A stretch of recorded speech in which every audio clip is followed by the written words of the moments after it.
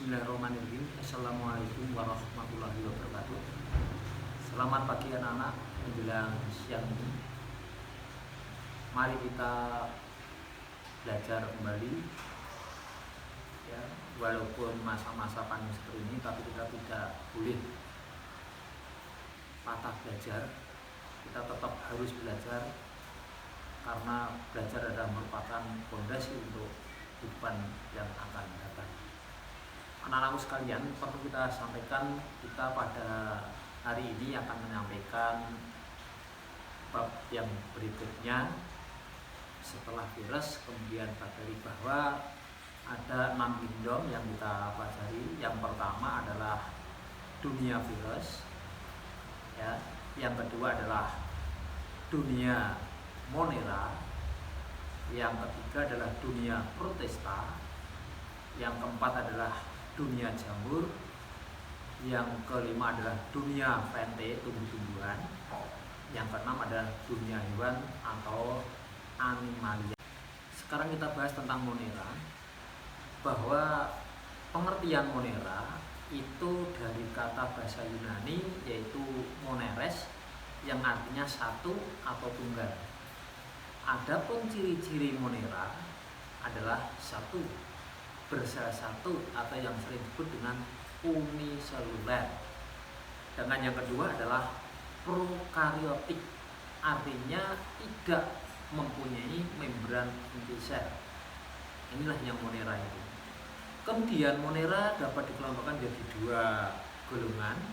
Yang pertama adalah bakteria, yang cakupannya adalah ada 2, ada Archaeobacteria dan Eubacteria. Sedangkan golongan yang kedua adalah yang dikatakan Cyanobacteria atau Cyanophyta atau alga dulu. Kemudian pengertian dari Archaeobacteria, bahwa Archaeobacteria ini sering disebut dengan bakteri kuno yang sebenarnya sudah sulit untuk kita temukan. Ya, sulit kita temukan. Adapun Archaeobacteria dapat dikelompokkan jadi 3. Karena apa? Karena hidupnya itu sangat ekstrim sekali. Ekstrim artinya aneh, keunikan tersendiri. Yang pertama adalah dikatakan metanogin, di mana Archaeobacteria itu adalah hidupnya pada yang miskin oksigen, yaitu di rawa-rawa itu. Yang kedua adalah yang sering disebut dengan halofil ekstrim atau halofilik, yang artinya ini bakteri yang hidupnya di daerah yang asin, yang sangat asin ini, atau telaga asin. Adapun golongan yang ketiga adalah termofil ekstrim atau juga disebut dengan termoasidofil, yang artinya bakteri ini adalah hidup daerah yang ekstrim, yaitu pada daerah yang panas, bahkan hidup pada lubang-lubang vulkanik. Ini keunikan itulah yang disebut dengan istilah ekstrim, habitat yang ada pada Archaeobacteria. Selanjutnya, sebenarnya Archaeobacteria juga punya punya manfaat terhadap kehidupan manusia, yang antara lain karena itu mempunyai pH yang tinggi ya, maka ini bisa untuk campuran dengan adanya pembuatan sabun deterjen. Yang kedua, bahwa Archaeobacteria itu bisa mengatasi di dalam pencemaran air, contohnya air laut tertumpah dengan minyak tanah. Nah, ini peran Archaeobacteria ini cukup besar sekali, yang mana untuk menetralkan itu.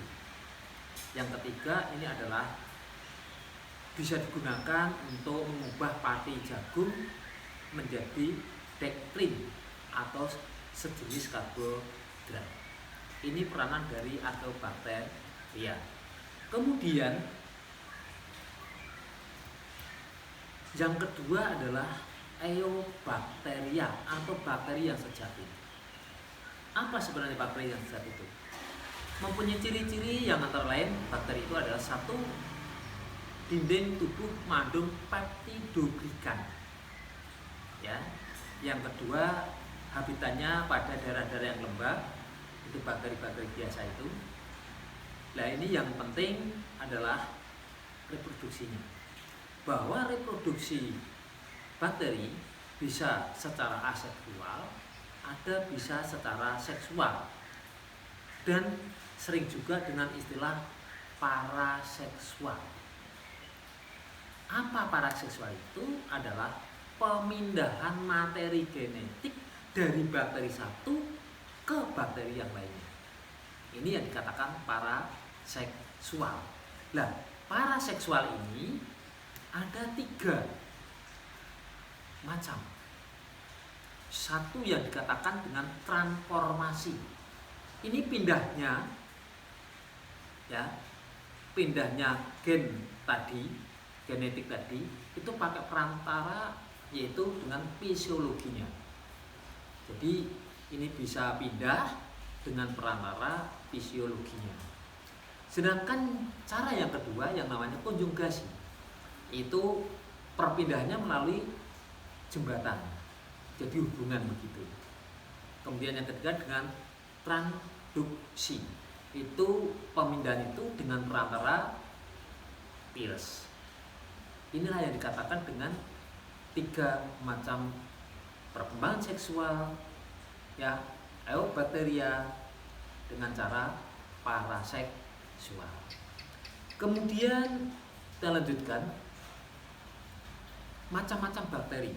Macam bakteri berdasarkan bentuknya banyak sekali. Ada monobaksil, diplobaksil, ya, ada streptobaksil dan lain sebagainya. Banyak sekali, dan bentuknya ada yang batang, ada yang spiral, ya, ada yang fokus bulat. Itulah bentuk-bentuk dari bakteri. Berdasarkan jumlah, ya, berdasarkan jumlah dan letak flagelnya. Flagel itu adalah tangan untuk menangkap mangsa. Jadi bakteri itu menangkap mangsa menggunakan flagel. Nah, berdasarkan jumlah flagel maupun letaknya itu ada 5. Ada yang dikatakan atrik, di mana bakteri itu tidak memiliki flagel, namanya atrik, tidak memiliki flagel. Kemudian monotrik, apabila bakteri itu memiliki 1 flagel, 1 tangan di salah satu ujungnya. Misalkan begini, ini punya 1. Nah ini yang dikatakan mono. Kemudian lopotrik, artinya memiliki banyak flagel tetapi hanya di salah satu ujungnya. Jadi ini bakteri kemudian flagelnya banyak tapi hanya 1 ujungnya. Kemudian yang ampitrik itu memiliki 1 flagel, ya, 1 flagel tapi di kedua ujungnya. Jadi sini 1, sini 1. Ini yang namanya apa? Ampitrik. Kemudian yang terakhir, yang kelima adalah peritrik. Artinya flagelnya banyak sekali di seluruh permukaan tubuh bakteri sendiri. Jadi misalnya ini bakteri, kemudian sini ada gitu. Itulah berdasarkan atas apa? Letak dan jumlah flagelnya oleh bakteri itu. Selanjutnya, berdasarkan cara mendapat makanan, bakteri ada 2 cara, ada yang sistem autotrof dan ada yang heterotrof. Kalau autotrof artinya bisa membuat sendiri makanan sendiri. Golongannya adalah fotoautotrof, yang mana untuk membuat makanan dengan membutuhkan yaitu energi cahaya. Sedangkan yang kedua adalah kemototrof, artinya untuk mendapatkan makanan, membuat makanan dengan membutuhkan energi kimia. Kemudian yang secara kedua heterotrof, artinya tidak bisa membuat makanan sendiri. Contohnya dengan saprofit dan bisa dengan cara parasit.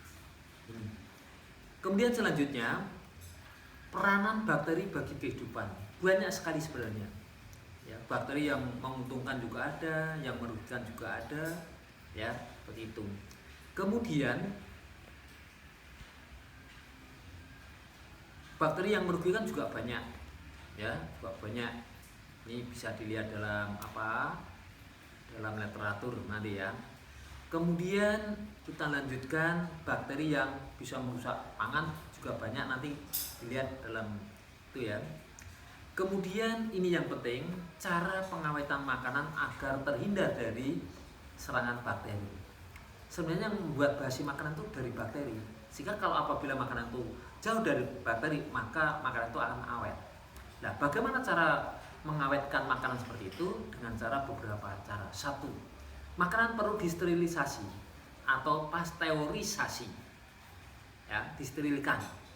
Artinya terdiri dari bakteri gitu. Yang kedua, pendinginan. Diharapkan bakteri tidak mampu di dalam suhu yang rendah itu. Contohnya masukkan kulkas. Itu jelas. Jadi tidak akan mudah basi ya. Yang ketiga adalah pemanasan. Contohnya kalau kita ya ada sayur, kemudian supaya itu awet, tidak basi, maka setelah kita ambil sayur sebagian, kemudian diuapkan kembali, artinya dipanaskan kembali. Itu akan bisa menjauhkan dari bakteri. Bakteri tidak mampu menerobos ke dalam sayuran yang telah dipanaskan tadi, sehingga menjadi awet ya. Kemudian penggaraman, dikasih garam gitu ya, itu juga akan menjadi awet. Kemudian pemanisan, ini banyak sekali pabrik-pabrik yang mana makanan buah dimaniskan sehingga akan tidak mudah terserang oleh bakteri, sehingga tidak akan mudah menjadi basi. Ini. Kemudian menggunakan bahan kimia juga bisa, contohnya dengan formalin ya, kemudian dengan borak dan sebagainya, sehingga makanan bisa diawetkan. Kemudian pencegahan penyakit yang bisa disebabkan oleh bakteri. Banyak sekali sebenarnya bakteri yang bisa membuat menyerang baik pada manusia maupun pada tumbuhan. Salah satunya contoh itu adalah pencegahan penyakit dengan cara memberikan vaksin atau imunisasi. Contoh dengan vaksin BCG ya, vaksin TT, tetanus tekoid gitu ya. Kemudian vaksin DPTP, difteri, pertussis, tifus dan paratifus. Ini adalah pencegahan penyakit yang disebabkan oleh bakteri. Yang terakhir perlu saya sampaikan, materi singkat ini tolong dicermati, kemudian membaca buku literatur yang lain yang lebih banyak. Paling minim adalah buku LKS ya, buku pegangan dari perpus yang telah disampaikan pada anak-anak sekalian. Nah, oleh sebab itu nanti setelah ini akan saya beri tugas atau soal, dan dimana tugas itu nanti dalam waktu beberapa jam, mungkin 5 jam kemudian, saya harapkan nanti dikumpulkan, yaitu nanti melalui email saya ya. Jadi itu nanti soal akan saya buat, dan mungkin nanti akan ada saya tugas, misalkan biar tidak sama, nanti yang absensinya ganjil nanti mengerjakan nomor ini, kemudian yang absennya genap mengerjakan ini. Saya kira itu anak-anak yang perlu kita sampaikan ya. Sekali lagi kita harus semangat belajar untuk meraih cita-cita kita, walaupun dalam masa-masa kita perlu semangat. Sekian, terima kasih. Assalamualaikum warahmatullahi wabarakatuh. Bagi anak-anak yang nomor absennya ganjil, kerjakan soal di bawah ini yang absennya ganjil. 1. Gambarkan bakteri berdasarkan jumlah dan letak flagelnya. Yang nomor 2, jelaskan secara singkat bagaimana cara bakteri untuk mendapatkan makanan. Sedangkan absen yang genap, kerjakan di bawah ini. 1. Jelaskan secara singkat perkembangbiakan bakteri secara paraseksual. Sedangkan yang nomor 2, sebutkan cara-cara untuk mengawetkan makanan menurut pendapatmu. Sekian, terima kasih. Wassalamualaikum warahmatullahi wabarakatuh. Kita tetap semangat.